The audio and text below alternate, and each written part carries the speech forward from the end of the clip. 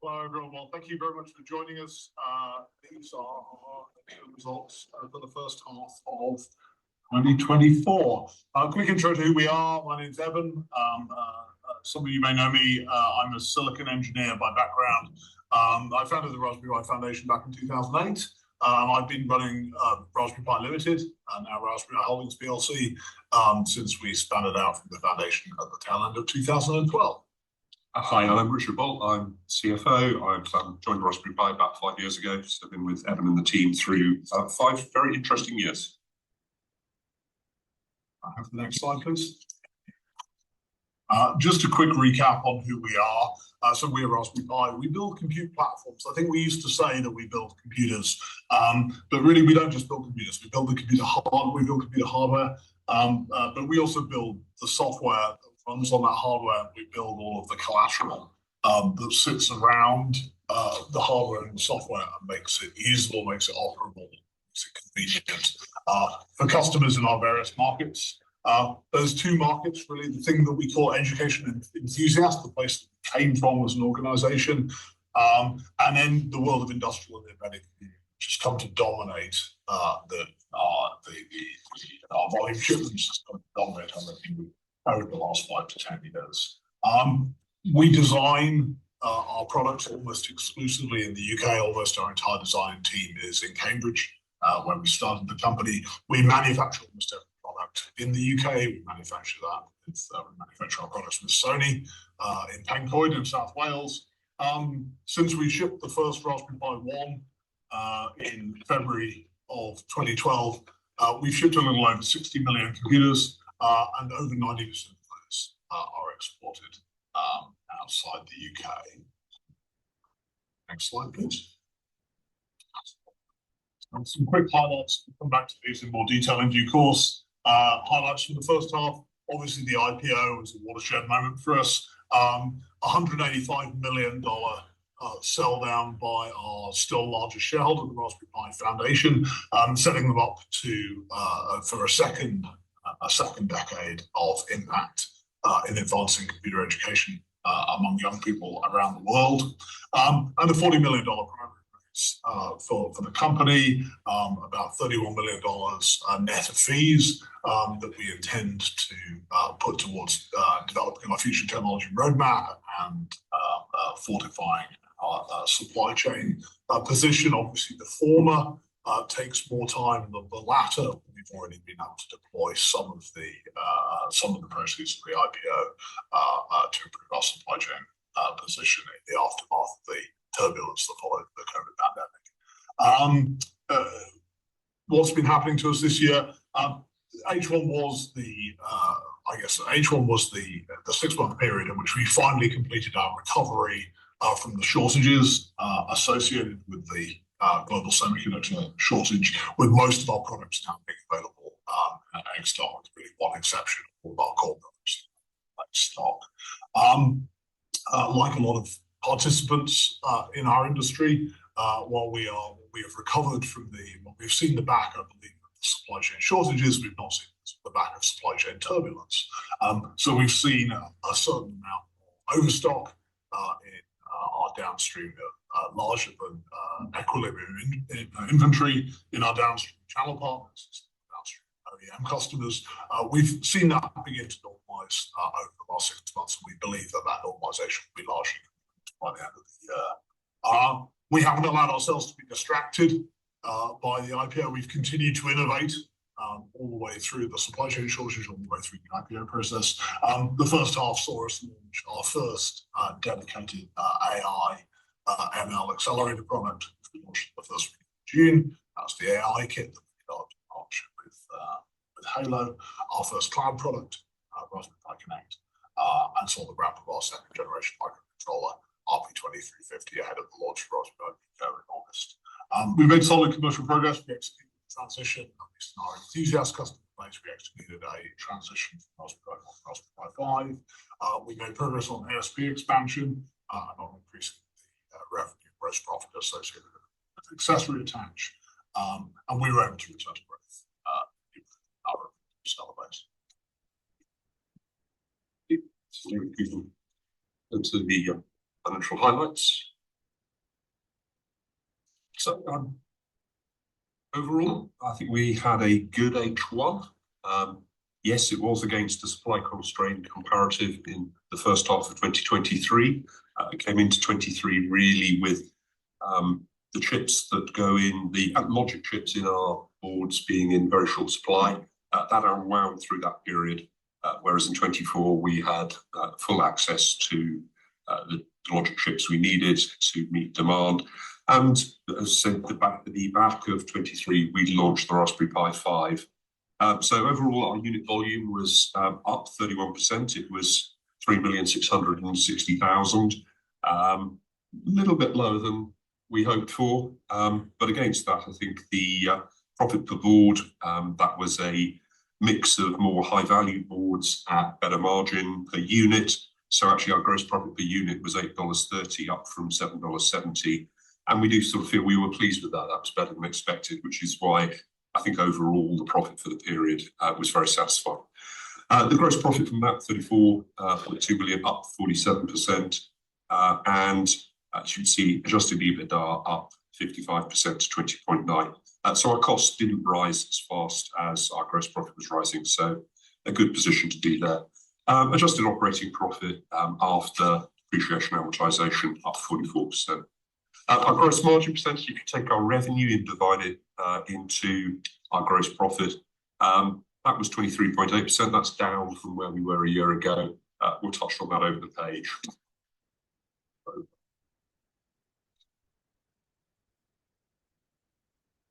Just looking at, in terms of revenue, as you may be aware, we sell Raspberry Pis get out to customers, to users through two principal channels. We sell them direct to our resellers. Within that as well, it's where we sell directly to OEMs.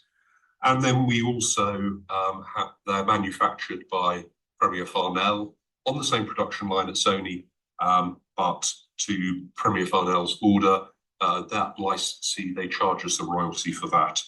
So I think in the year, in 6 months just gone, the direct to reseller was about 2.4 million, up from about 2.3 in the previous year. And the licensee, you can see, increased significantly. That was probably a deliberate effect, that the Pi 5, which is the new product we've released, we sold that really in high price variants initially. And we'd always planned, we'd always agreed with Farnell that they would take those units initially because they, in terms of managing that flow of inventory, they have a very substantial balance sheet and logistics to handle that. So they saw, I think, a benefit. So you can see a little bit of switch between channels. We'd normally target 20 to 30% of our unit sales being through our licensees. In this particular year, it was, as long as 6 months, it was 35%, compared to 19% in 2023. Revenue by category is the other part of that, focusing on royalties. So this is the money we get from Farnell for licensing our design to them. That basically tripled, a little bit more than tripled, very similar to the growth in the units. And products which are Raspberry Pi boards, also accessories, which actually had a very good first half of this year on the back, I think, Pi 5 launch, which also draws in accessories like power supplies and cases and fans for those products. Also grew significantly, but also some of the other product that we sell as accessories, such as screens, the cost of the components to those came down, so we were making a better margin on those as well. In terms of components, so components in the first half, that is, we supplied to Sony to make those boards for Farnell. We supply memory chips, and in the first half of this year, we supplied also some of the logic chips that go in there. So partly as a function of Farnell making more boards or taking more boards from Sony, sale of components went up. The other factor in there is actually it went up partly because we took a decision to supply more logic chips through that route, because it gave us a better way to manage the launch of the product. We probably wouldn't do that on an ongoing basis. What's the takeout from this? We don't focus too much on revenue because, of, as I say, there are three different streams there, all with quite different economics. Components are pretty fine margin. The royalty is nearly 100% margin, as you'd expect. There's very little cost of sales related to the license fee. And then the product is somewhere around about, say, 20% on average for a board, 30% for a accessory. So a different margin structure there as well. So what we really focus on, then coming over to the adjusted income statement on the next page, is really gross profit, which I've mentioned on the first slide. It's up 47%.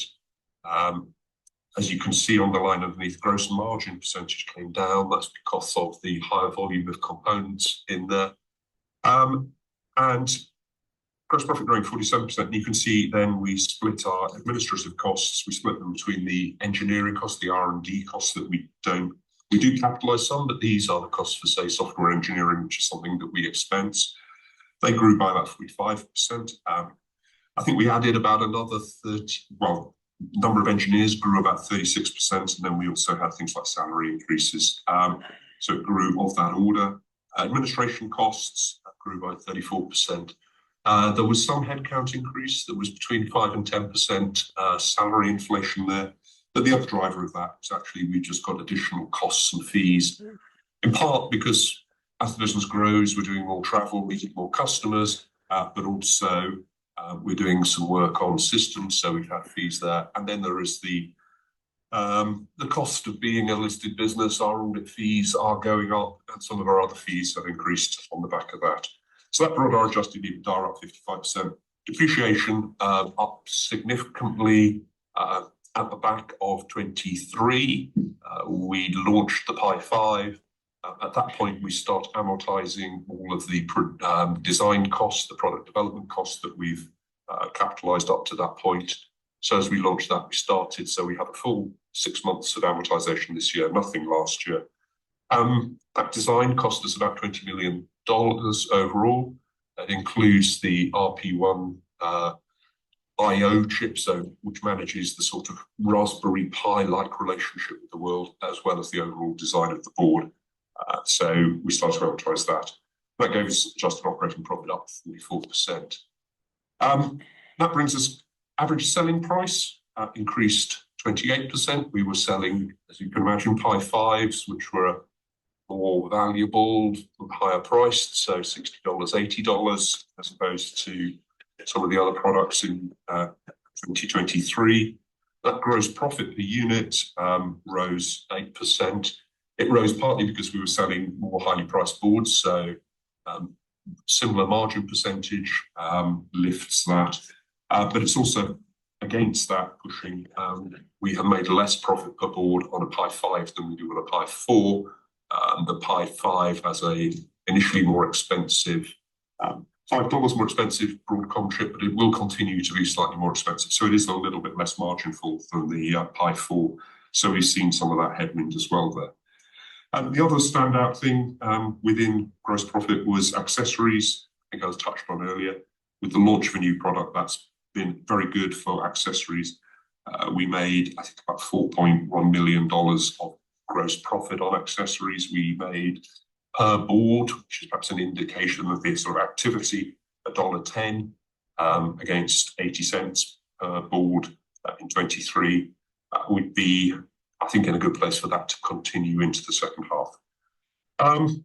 Other areas, tax rate. If you take purely our profit before tax and divide it into the tax that we are accruing in the accounts, it's 29%. Driver on that, really, we have about 2.1 million of non-deductible IPO costs within the reported operating profit. That's excluded from these adjusted numbers. So that is the reason for the tax rate being above, I think, our sort of guidance of around about 25% typically. And so at an underlying level, it's 25%. Adjusted, looking at EPS, basic EPS, we had a number of exceptionals in the first half. Used to be allowed to call exceptionals, but basically adjusting items. So our EPS came down. If you adjust those out, and I guess adjusted diluted, which allows for the share options that we've granted, that rose to 0.8 cents from 4.6 cents a year ago. So I think overall, adjusted earnings as well increased. And just touching on the balance sheet over the next page, I'm going to talk about a couple of three areas there. Intangible assets increased. We've spent about 10 million in the period on further development of boards and semiconductors, and that's been capitalized.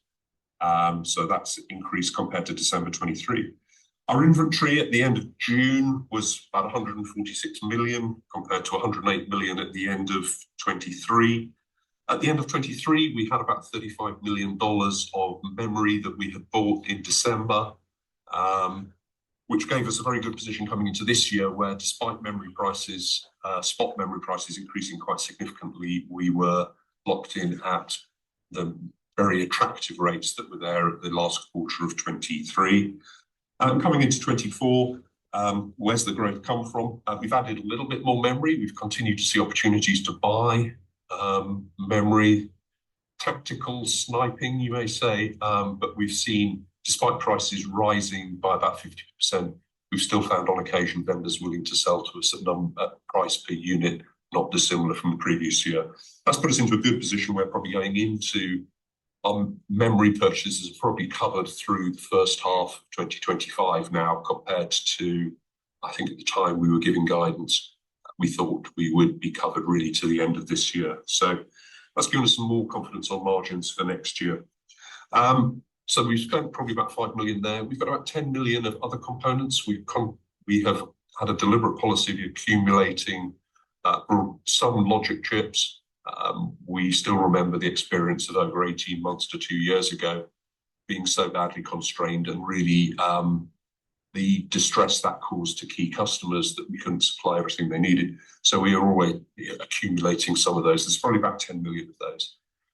And then the other part of the increase, 20 million, is finished goods. About 10 of that, I think it's fair to say, is with Pi 5 and Compute Module, is with those products now back in free availability. We are holding probably about the right level of inventory now. We weren't, it was too low at December 23. I think that's probably about 10 million.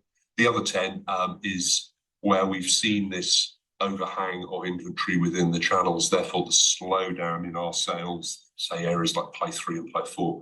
And we're probably carrying about 10 million more inventory than we would normally choose to do there. So that's hence the growth there. On the flip side, trade payables are up 71 million compared to a year ago. We are seeing, interestingly, various opportunities to get quite good payment terms from people, as well as the pricing on memory being attractive, which makes it an interesting market. Just quickly over the page of cash flow, just to sort of narrate through. We came into this year with 42 million of cash. You see we had about 21 million of profit. We grew inventory by about 37 million. CapEx of circa the 11 million here, 10 million was intangibles, and 1 million was mostly fit out of a new warehouse. And the IPO proceeds, which we talked about, paid a bit of tax and a few other expenses, bringing us to about 40 million of cash at the end of the half. We've got a 40 million RCF, which is currently undrawn. So overall, what's this half? It's been a good half. Slightly lower units. Profit per unit is better than we hoped. So overall, we talked at some length about Broadcom, the first tranche of chips for the Pi 5 being slightly more expensive. We're nearly through that costly inventory. And we've managed really the key part of the Pi 5 launch in terms of the volume ramp in production. How does that reflect into this slide here in terms of our growth strategy? At the time of the IPO, we very much said to people, what's our strategy? It's a simple one. We're going to grow unit sales. In this half, we've grown those 31%. We were going to grow unit profit. We've grown that to $8.30, up from $7.70. And we grow profit participation. So this is what proportion of the profit between the cost of making the product and the price that an end customer's paying do we retain. I think that's probably gone slightly the other way in this half because of that increase in licensee, a proportion of licensees as this initial wave of Pi5s come out. So there is more to go for there, I think, as we revert back to that sort of 20 to 30% that we talk about, and as we do more in terms of either direct to OEM or custom boards, we'll see improvement there. But I think in the first half, it's very much the things that we aim to see are consistent, are congruent with these aims. So overall then, handing over to Evan just to talk a bit more about strategy for the route going forwards for the remainder of the year. Yeah. Thank you. A little bit more detail on some strategic topics. Raspberry Pi 5, obviously, as I said, this was the half year in which we went into X stock availability of Raspberry Pi 5. Shipped over 1 million units in the first half.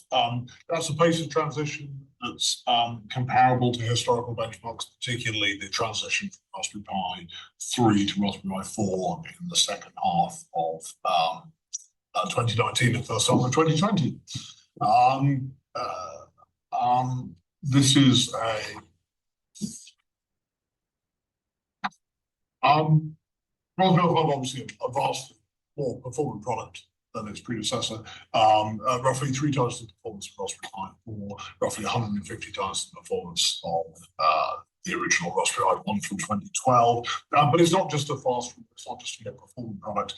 It's also one that brought in a number of very significant changes to the production process, particularly the way that we insert the through-hole components on the board, the way we singulate the boards. Raspberry Pi 5s are manufactured like its predecessor. Raspberry Pi 5s are manufactured in panels of 9, and the way we break those panels out into individual boards is very different from what we've done historically.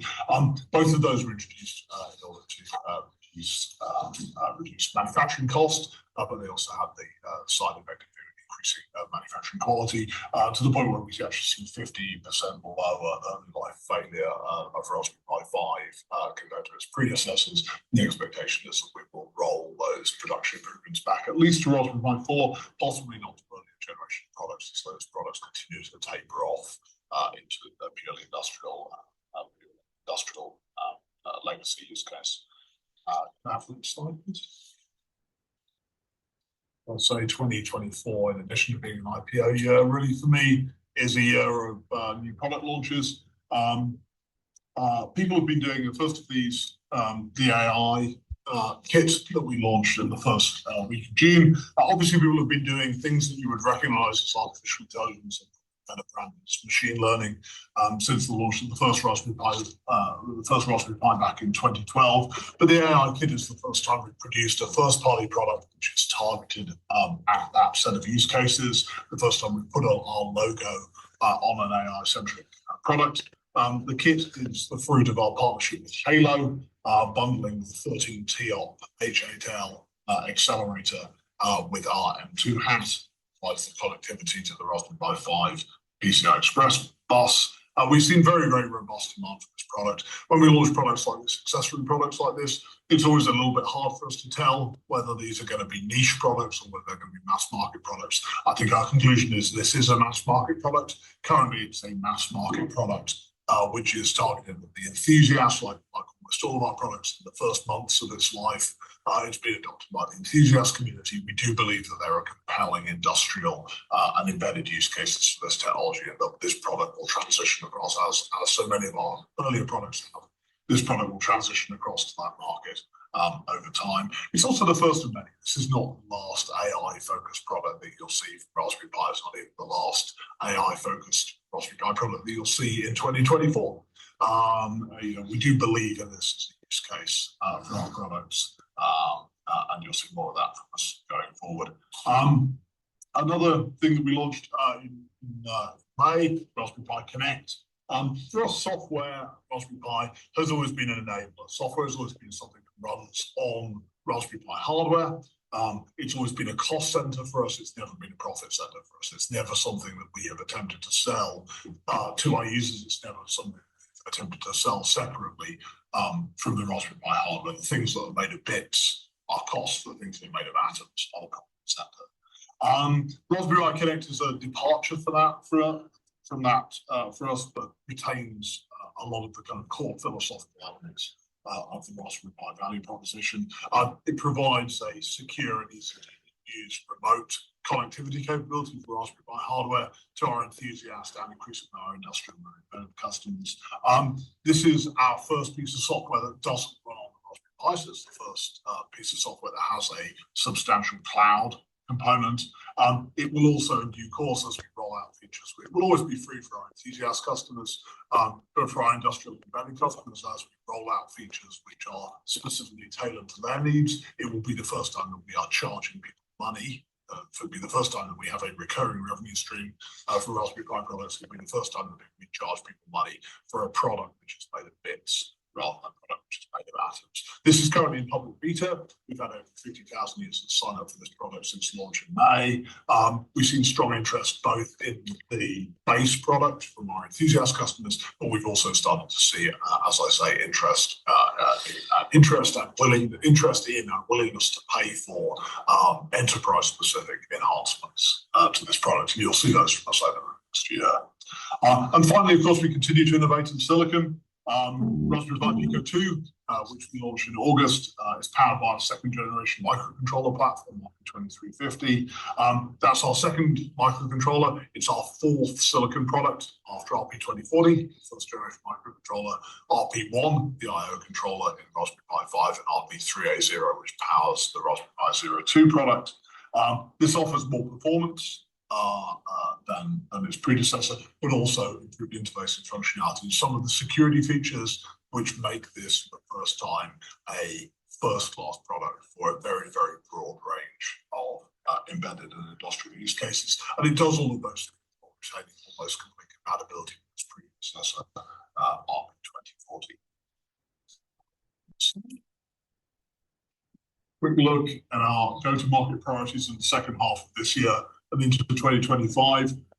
We continue our gradual shift towards direct to OEM, towards serving some of our largest OEM customers directly. This offers improved unit economics. And I think an unexpected benefit of being a public company is that it's been a lot easier for us to engage at a senior level with new prospects in the space as a public company than it was.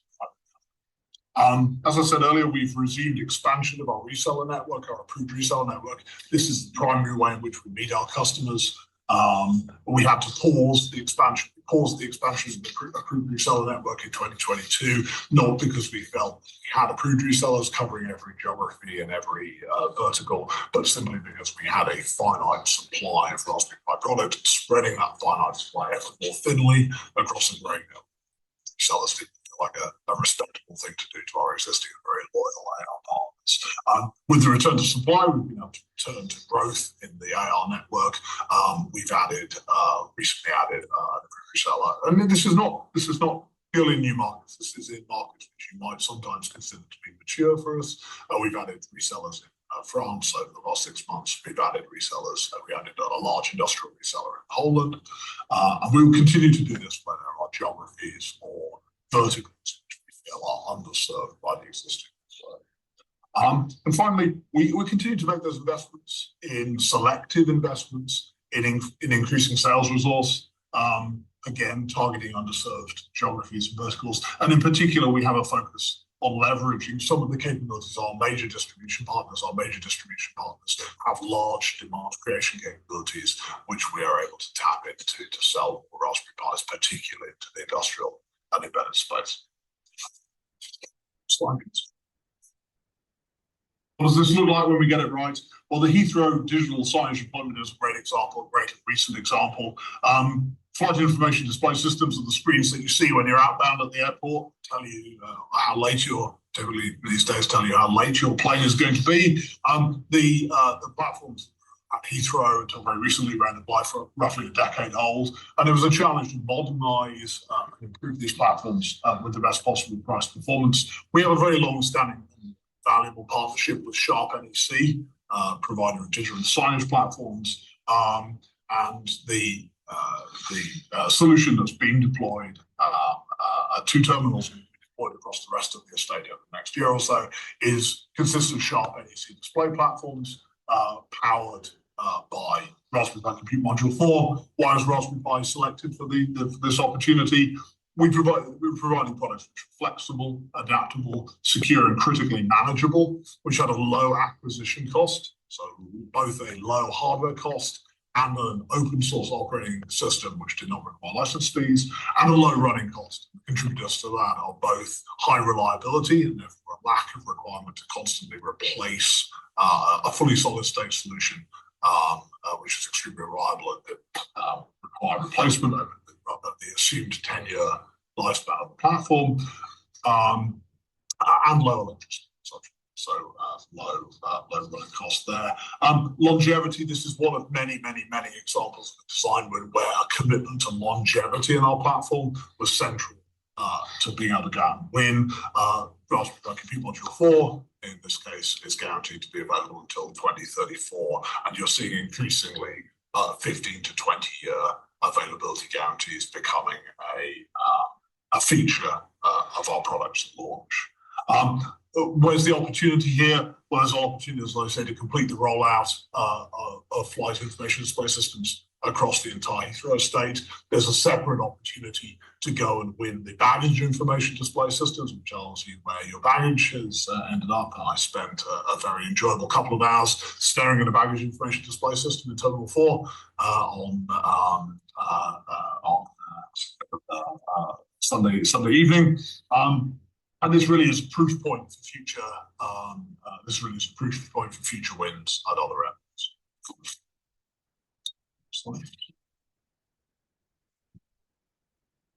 Culture. We talk about our people a lot. Why do we talk about our people? We talk about our people because they are very deepest modes. We've continued to grow the team over the last year. We've continued to invest in engineering. In the engineering team, we have even before the IPO a high rate of stock ownership across the employee base, and we're very pleased that since the IPO we've seen near 100% retention rate across the organisation and 100% retention rate in the engineering team.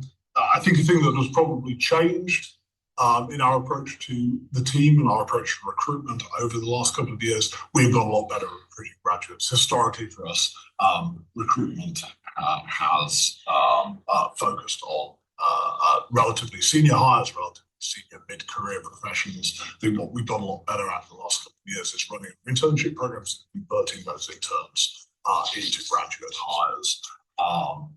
It's complements our historical strength in senior hiring. I think one thing we're very good at doing is putting new graduate hires alongside very senior engineers. I think both the senior engineer and the graduate finds that valuable. I think one very useful thing is if you look at we recognise that we're in an industry with substantial diversity challenges. The really encouraging thing is when we look at the diversity characteristics of our graduate stream, we're measuring the future there.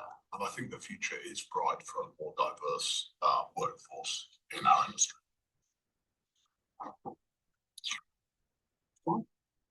And finally, to outlook, as I said earlier, channel and customer inventory levels continue to normalise. We do expect this. This has been an ongoing process over the course of this year, and we do expect this to be complete by year end. We expect to see somewhat higher unit volumes in the second half. In the first half, driven by a number of new product launches. Many of those new products are towards the lower end, particularly you've already seen us launch Raspberry Pi Pico 2, a $5 product, and the 2 GB low density, low cost variant of Raspberry Pi 5. These are towards the low end of our price performance range, and therefore we expect the unit economics, which were a standout feature of the first half, to normalise somewhat as we go into the second half. We haven't communicated at the time about the IPO. We expected the second half weighting to profitability in the business, and we are no longer communicating that, but our expectations remain otherwise unchanged. I'm now happy to open the floor to questions. Thank you. We will now begin the question and answer session. If you would like to submit a question, please do so by clicking the Ask a Question button on the Spark Live webcasting page. Our first question is, what would you estimate is the mix of enthusiast and industrial customers in H1, and do you think this changes in H2 and 2025? I think we are still where we were at the time of the IPO, which is we believe that between 70 and 80% of our volume and 70 and 80% of our revenue is derived from industrial and embedded customers, with the balance from enthusiast in education, with enthusiast very much dominant in that other small. Great, thank you. The next question is, what is the roadmap for your own AI products over the medium term? I think if you look at our general approach to AI and Raspberry as I say, people have been doing AI applications since Raspberry Pi 1, a platform with 150th the performance of a Raspberry Pi 5. So people have been doing this. This is not new to us. I think we do see AI. It's a continuous rather than a discontinuous thing. To a great degree, it is just another consumer compute at the edge. And to the extent that Raspberry Pi produces products which provide large amounts of compute capability at the edge of the network, they are well suited to many AI inference tasks. I think what we try and do is we try to build platforms. There's a Pareto thing, right? There's an 80-20 thing. We try to produce platforms which are suitable for 80% of the workloads unaccelerated. Can support 80% of the workloads. And for the 20% of workloads which are beyond the capabilities of the unaccelerated platform, we aspire to be the best possible host for other people's embedded accelerators. In the current iteration, that's the Halo product. We have in the past demonstrated another product, which will in due course become a feature of our roadmap. That's the AI camera, the Raspberry AI camera. We demoed this at trade shows earlier in the year. This is based on a product from our strategic partner Sony, a product called IMX 500 that integrates a 12 megapixel camera with an on-die 2 TOPS per second, 2 TOPS accelerator. So a rather lower performance accelerator, just headline performance, a rather lower performance accelerator. The Halo product would occupy then a distinct tier in our price performance roadmap between the unaccelerated platform and the high-end Halo-based platform. Thank you. The next question is, who is the target market for CM5 when you launch it? Does it open up new verticals? I think there's a little bit of a mix here. I think you have some. I think we are unlikely to see. We're unlikely to see displacement in existing designs of CM4 by CM5. I think we are aware that we have CM4 customers who will want to offer tiered versions of their products, so want to translate our offer for a new tier of compute module performance into a new tier of performance for their customers. We provided what we've called forward guidance for people who are doing CM4 designs to maximize the chance that, and we've had an early sampling program as well, which maximizes the chances that our larger existing CM4 customers will be able to offer tiered, either new products based on CM5, tiered versions of their existing CM4 products. There's a high degree of compatibility between CM4 and CM5, but there are potential pitfalls, and we've worked very hard over the last year to educate people as to what those pitfalls are. Does it open up new markets? My belief is that it's more of those markets. Yeah, it opens up. Yeah, every market is a belt. Every market has some distribution of performance requirements. Within that, within any given market, obviously CM5 will let you push further to the right in that belt. That's the sort of quantitative argument. I think the interesting thing about the success of Raspberry Pi 5 has been very successful. I think what's been interesting to me as a technologist who often tends to get quite focused on quantitative stuff is that the qualitative behavior of the platform, particularly the addition of PCI Express connectivity, has been an enormous driver of enthusiasm for the Pi 5 platform. The AI accelerator kit is an example of this, but people have also been connecting high-speed networking, and high-speed storage to the platform using that interface.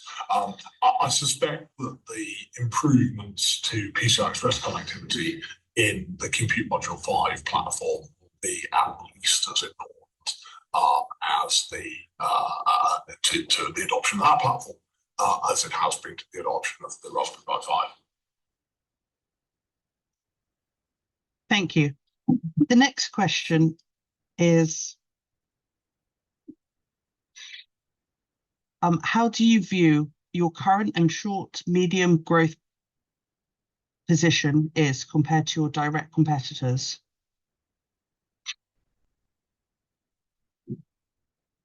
That's a fascinating question. So I'll look at you. I think we've been struck through these last few months how some of our experience with excess inventories in the channel has impacted us. That's probably electronics industry as a whole, rather than saying a direct competitor.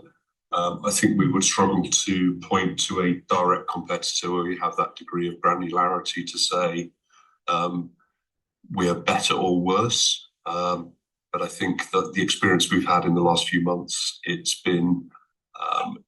resonated with what other people have said for us. Yeah, I think one of the challenges, I think we experienced this at the time of the IPO, one of the challenges with the Raspberry Pi is to put your finger on a competitor. We have, I think you could split the world into inbound and outbound competition. So existing incumbents with whom we compete. I think that the steady increase in the performance of Raspberry Pi products while retaining an attractive price-performance ratio, and the availability, the sort of, I would say, the increasing capability of the Raspberry Pi OS platform and the various ancillary services that we provide around it, positions us very well. And I do think we do see increasing industrial embedded adoption versus incumbents on the basis that we're just bringing a transformative price performance point to the platform. I think the other thing we think about when we think about competition is we think about insurgents. We think about people who are attempting to compete with us in the same way that we compete with incumbents. I think the remarkable thing there is to see that still after a decade and a bit, after 12 years of shipping products and evangelizing the opportunity that we are addressing with Raspberry Pi, that we've yet to see the emergence of any competing platform which offers what we offer, both in the way of the price performance ratio of the hardware and of the software investments made around the hardware to make the hardware operable. And that is remarkable. That's a remarkable feature, I think, of the market that we operate in. And some way is the reason why we continue to make those large investments, both in hardware and software engineering, in order to maintain and deepen those moats that we have around our platform. Thank you. Our next question is, will you need to increase CapEx over the next couple of years as you launch new products? I think we guided at the time of the listing to about 20 million of CapEx this year. I think probably a similar number next year. I think maybe then we said it would move more to be in line with a percentage of gross profit. I can't remember exactly the number there, so I need to look that up. So I think at the moment we're happy with that guidance. I think the aspect that is sometimes difficult to communicate sort of clearly is that a lot of these products, particularly the more sophisticated ones, the more expensive ones, are a 3-year, 4-year program. I think people have been starting to work on a Pi 5 probably even before the Pi 4 was launched. The RP1 chip that's in the Pi 5, the first pieces of work on that will go all the way back to 2016. So there has always been a longer tail. That does give us some scope to sort of manage it as we go through. So it's to say it's product launches are driving CapEx, obviously it is spread over a period of time. So I think there'll be a reasonable stability in that. There's always a risk of a bit of fluctuation. There are some costs as you come to a particular moment on a product that might sit one side or other of a reporting period. So there will perhaps be some fluctuation, but over the longer time scales, the medium scale, I think at the moment the level of guidance is something we're comfortable with, but we'll keep talking. Great, thank you. And our next question is, what does the pipeline of custom design products look like? And how much do you expect this to contribute to revenue growth? So I think at the time of the IPO, we communicated a handful of these. We communicated a handful of custom opportunities. Those continue to ramp. Those are in good shape. I think what's been happening, I think it's a little early. We are still a little close to the IPO to report like major changes to that pipeline. I think what I would say is that we are broadening out a little bit our thinking about what custom looks like. I think that the examples that we cited at the time of the IPO were extremely custom, were very pure and quite extreme customizations. I think where we are perceiving opportunities in the shorter term, where we can see some pipeline already, is in the partial customization of standard products. Some of our medium volume customers. If you imagine that customization, I think, is something which takes place at the 50 to 100,000 unit a year level and above, and so is intended to sustain us, to sustain our largest volume customers beyond the 50 to 100,000 unit a year range. I think what we're starting to see is that we can build an organization that can do lighter weight customization a little bit below that, maybe the 25 to 50,000 unit level. So we have some stuff underway. I suspect we will talk about this a bit more in our full year results, when we're a little further away from the IPO. Great, thank you. And the next question is, what is the potential of your own semiconductor units in the medium term? I think we are very conscious that we're just getting started as a semiconductor company, rather than a company that builds semiconductors to furnish the capabilities of our traditional core product line. As a pure play semiconductor company, we are just getting started down this road. It's a show me. Semiconductors for us provides a show me. We are very keen to show people what we can do, and we would rather show people what we can do before we talk too much about what we're going to do. I think that I am an enormous believer in our ability to do good stuff in the microcontroller space, to do good work in the microcontroller space. I think there is an enormous value in our building microcontrollers while also using microcontrollers, that closed loop world in which, because we are great users of microcontrollers, we do believe that we understand what makes a good microcontroller, and we do believe that in RP2040 and RP2350 we have built microcontrollers which are genuinely differentiating. These are low ASP products. You're talking here, when we're selling microcontrollers, you're talking about selling 50-cent objects rather than $50 objects. And that means that even as, and we believe this will happen either this year or next, the volumes of microcontroller products come to catch up with and potentially overtake the volume support level products. Still, from a revenue perspective, it's extremely hard to see in the financials. We do believe that there's scope for growth, and we do believe that even at the levels of the sales levels we're at the moment, there is enormous value in putting product in the field which runs our software, has our logo on the front. We believe that there is value to that footprint, which is hard to measure in purely financial terms. Just that, I mean, this is a huge market, so any estimate we give has such large error bars on it.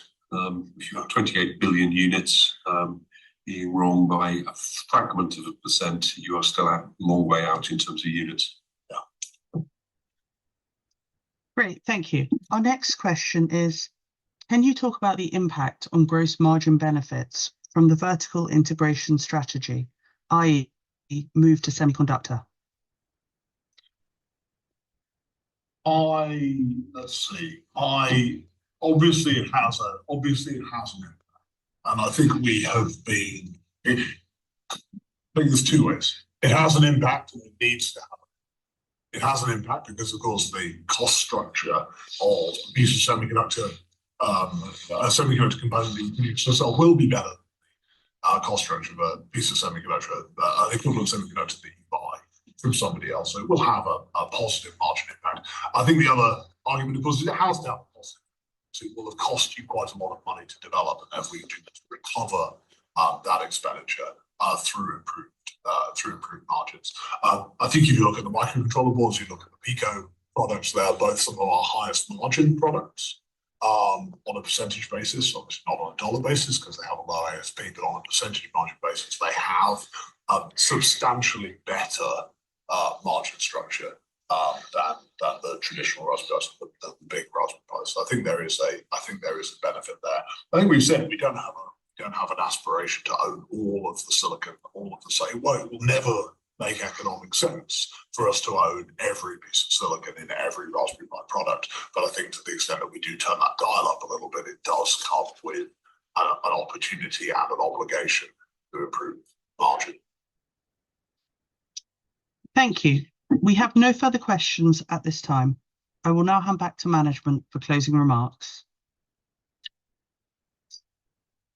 Thank you. Well, thank you for taking the time to join us. Thank you for the questions. That's been extremely helpful. I think the questions often help in elucidating kind of bits of the story that we haven't in the presentation.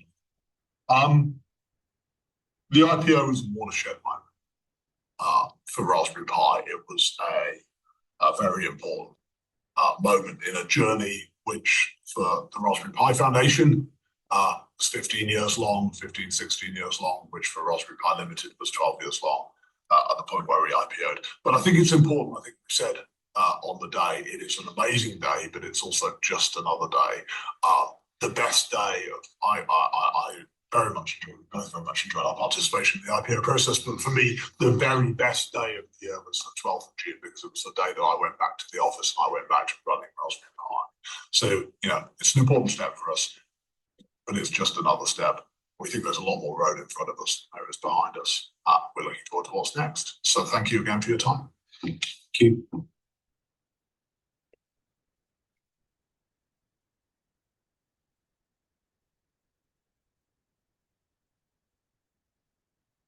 Okay, so that was really interesting. I don't know if you guys felt it was interesting. I'm going to stop sharing my screen now and go through some of the notes of what I made during that really interesting H1 results by Raspberry Pi. So I think first context, I work in technology. I used to work for WhatsApp. I don't know if you can see my lanyard is tied up here, but there's a little WhatsApp lanyard here, and I try if I can to get memorabilia and swag from the tech companies I work for, but I'm not a developer.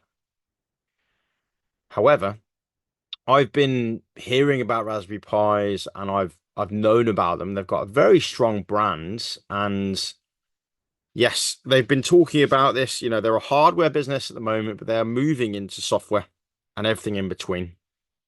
They sold 60 million units, and they said that this was higher because of like some inventory backlog, maybe over the last few years. However, they're launching new products, which is interesting.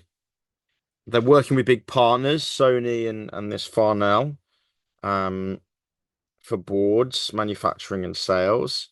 They have different sale prices, the ASPs, average selling price, from really small amounts, $5, $10 up to the average was 47 for the year, for the half, which is still very low for customers, whether you're a consumer or a business. It's very low per unit. They've got 40 million in cash, which is great, and they've got a rolling credit facility of another 40 million, so they've got access to 80 million. They said that capex will only be about 20 million. They also hinted that obviously as a product company, they're developing products all the time, and it wasn't alluded to explicitly, but implicitly in the call, they basically said that the capex that they did a few years ago is, launching the P5 now. So presumably the capex they're doing now is helping to launch AI products and better chips and whatnot.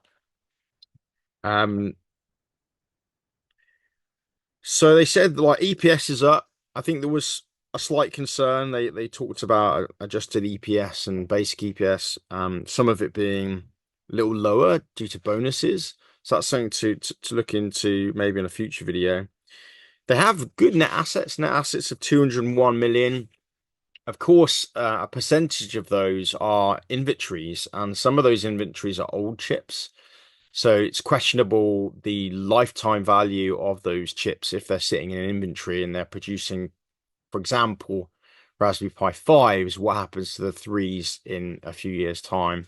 Do they need to discount them, etc., etc., etc.?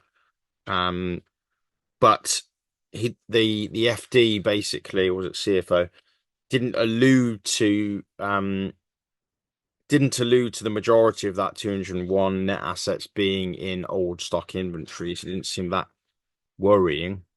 So that net assets of 200 million is great because I think they're valued at 750 at the moment.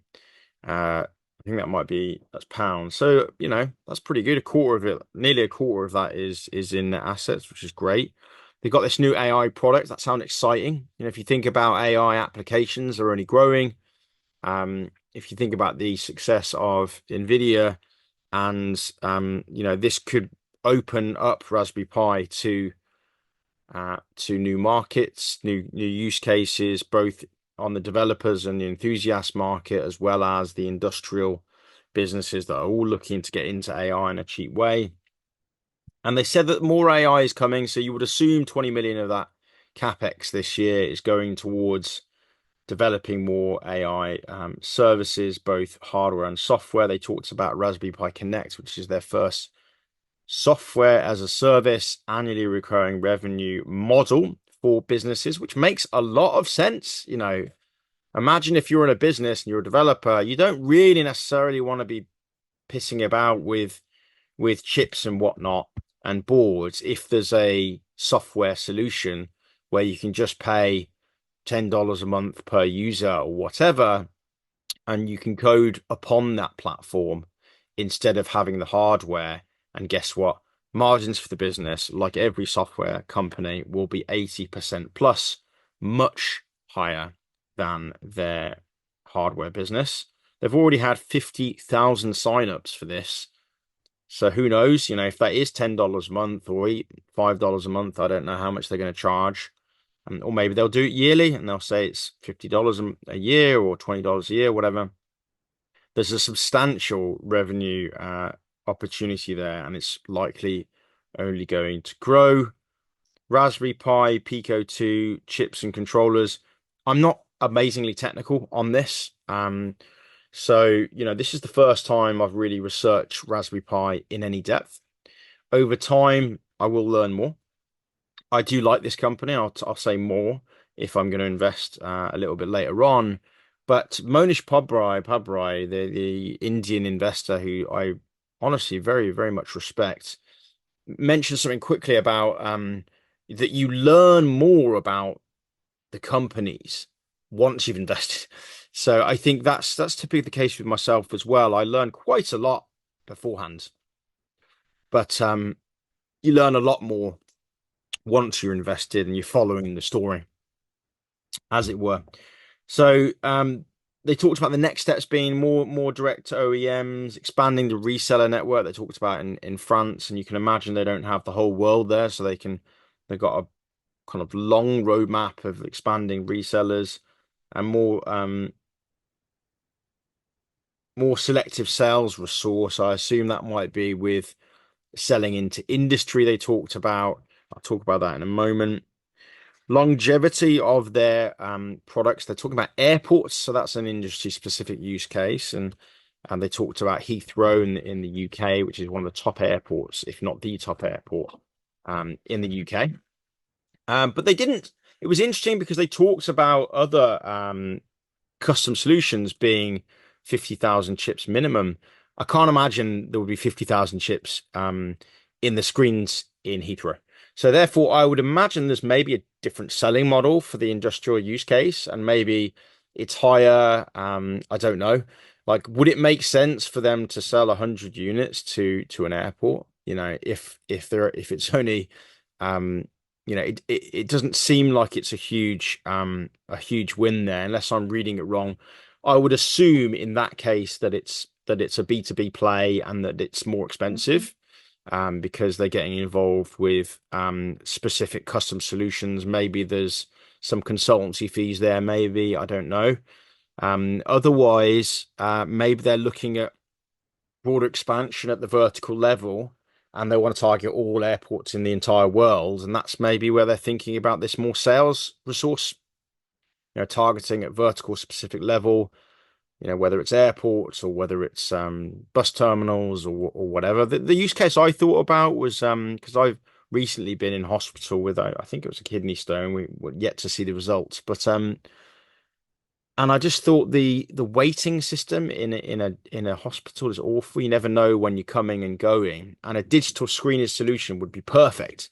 And then, hey presto, I'm watching this. I was in hospital a few days ago, and I'm watching this. I'm watching this talk from Raspberry Pi, and they're talking about airports. And I thought, what about GP services and hospitals which have terrible signage?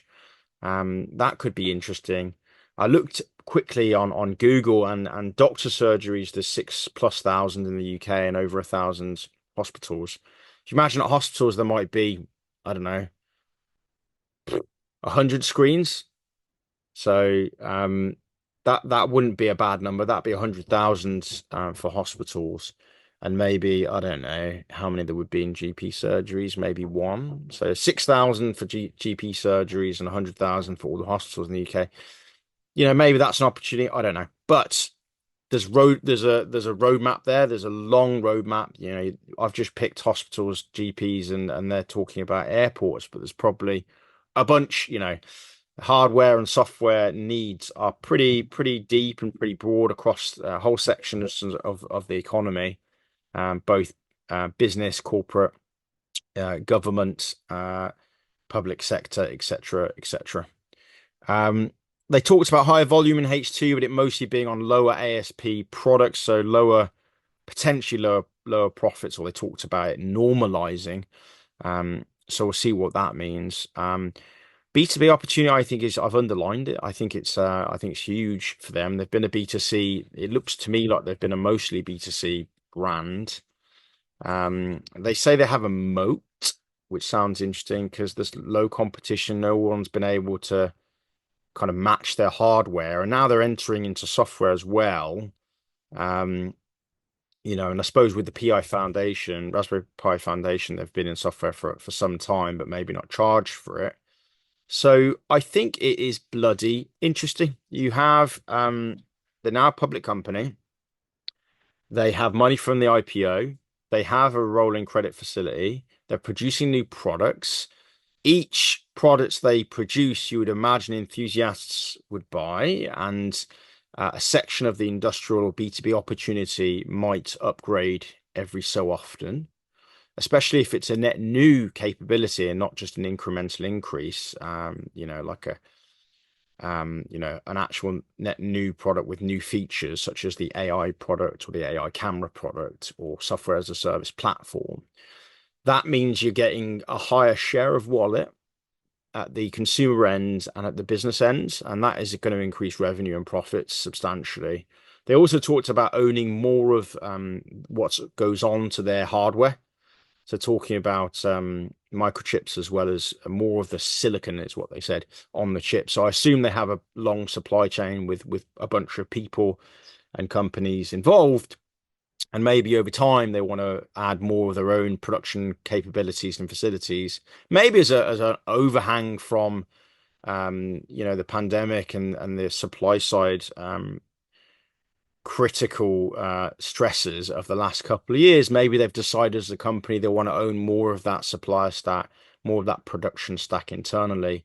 And I've seen that done at other companies.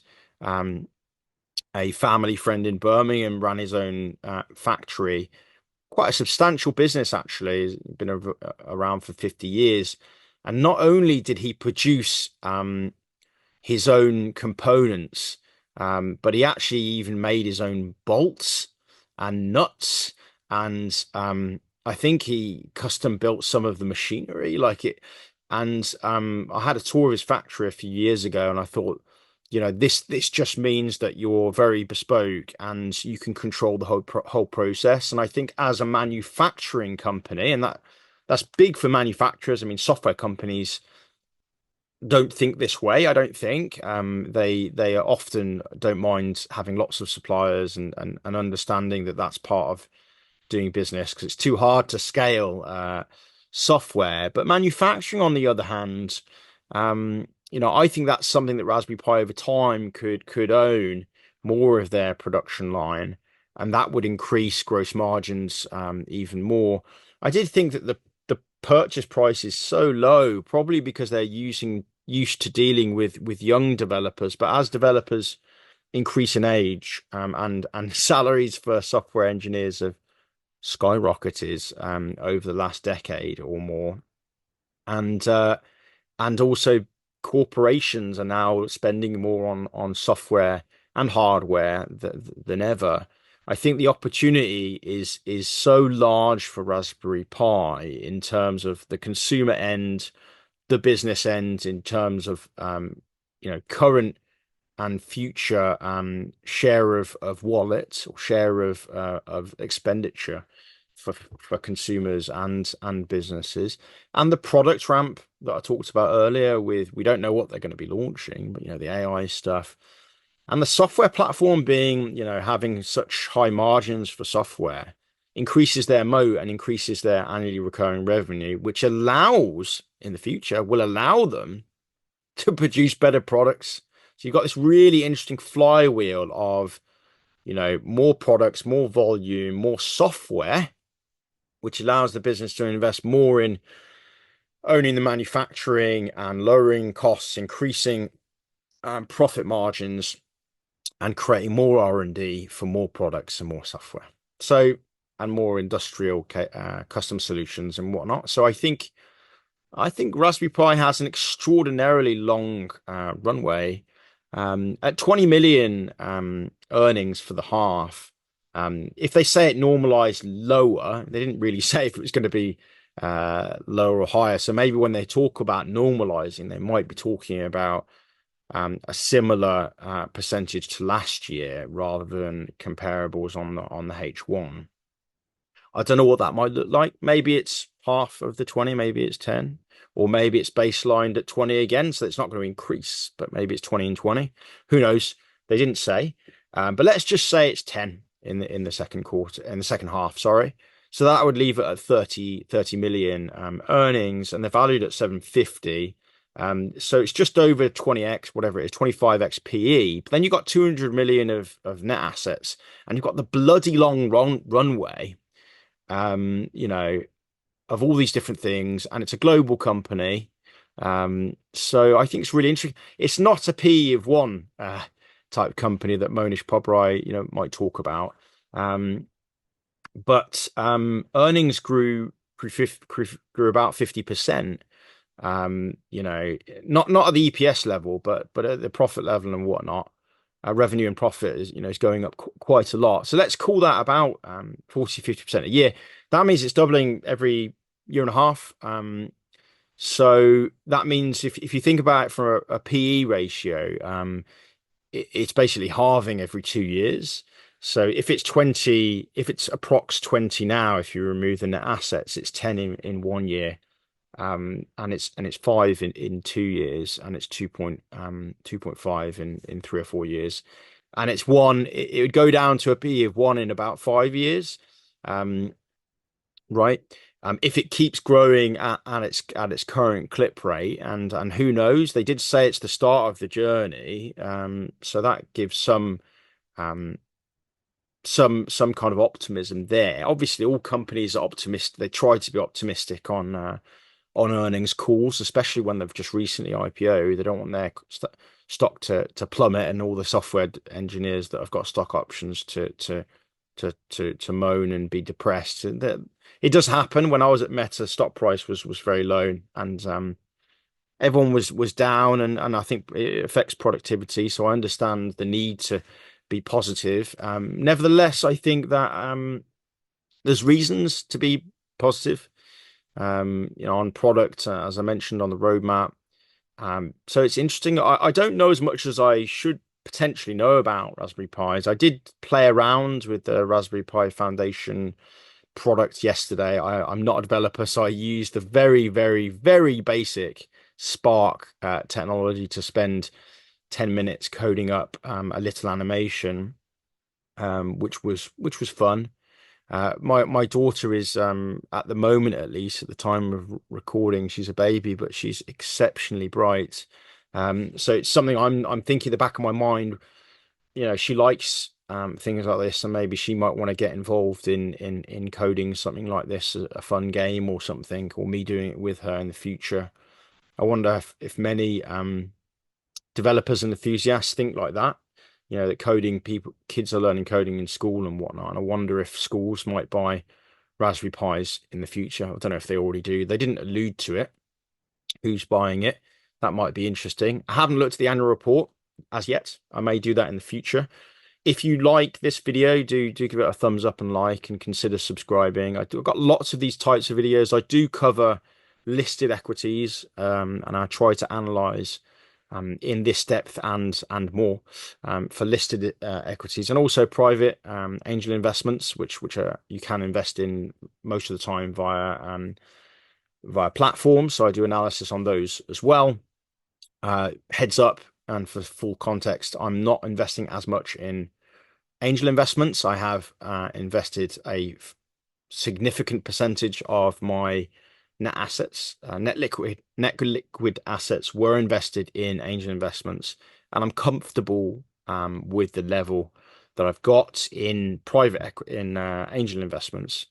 So that's not going to be going up huge, but I am more interested in public equities, listed equities, and I'm going to be looking at more opportunities. And I think Raspberry Pi is going to be a growth stock. I really do. I will be trying to invest in it. I'm currently, at the time of speaking, I've just been finished a contract, and I'm interviewing, fingers crossed, with Amazon, with Audible in a few days' time. If I get the role at Audible, then yes, I will want to invest in Raspberry Pi. I think it has a long runway. I think it's attractively priced.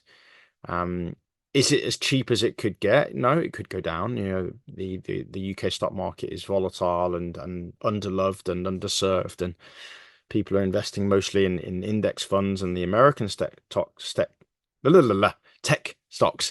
But I think this could be a shining light. Much like Rolls-Royce has done pretty well in the UK. A lot of the stocks I cover, the AIM stocks, people are very underloved. But I think that this has got a moat, and it's got a loyal fan base, true fans that are probably going to stick with Raspberry Pi through thick and thin. And once you have that, a bit like the Tesla, the Tesla crowd, they're going to evangelize Raspberry Pi for a long time, and competition seems low, if not non-existent. So yeah, I think it's really interesting. Let me know what you guys think in the comments section below. If I've missed anything, I do have a super smart investor community that follows this channel. So definitely put your comments down below. Maybe you've used Raspberry Pi in the past. Maybe you invested in the IPO recently. Maybe you didn't and you've heard about it. Anything you think, let me know in the comments section below. Definitely check out my other videos. If you've got any videos you'd like me to make, let me know in the comments. I do really like to hear from my community of subscribers, because it gives me that I guess push to make more videos. It can be a bit strange talking to a screen, but nevertheless, love making these videos. Remember that knowledge is power, especially the right kind of knowledge. and progress is everything. I'll see you guys in the next upcoming video. Take care.